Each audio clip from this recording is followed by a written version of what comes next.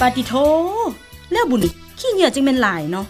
แล้วเขาจะแก้ไขปัญหานี่แนวใดนี่โอ้ยบ่ต้องคิดยากน้ำเพิ่นออกพ่อบ่เพิ่นหากมาเมียนให้เฮาดอกเฮาต้องช่วยเพิ่นอีกแฮงหนึ่งได้เพราะว่าขี้เหงื่อนับมือนับหลายขึ้นแล้วเฮาเจ็ดแนวใดข่อยนี่คิดบ่ออกได้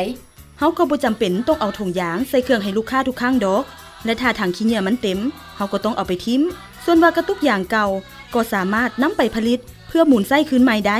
และเฮาก็ต้องบอกลูกค้าให้ฮู้เกี่ยวกับโครงการเวียงจันทน์สีเขียว Green เวียงจันทน์เจ้าคิดว่ามันจะได้ผลบ่มันอาจจะได้ผลกับบางห้านหวังว่าปีหน้าก็อาจจะเพิ่มขึ้นตืมโอ๊ยไปก่อนเด้อลูกข่อยท่าอยู่แล้วจึงพบกันเนาะบ่จูดยางถูกสนิทบ่ทำลายลูกของทาน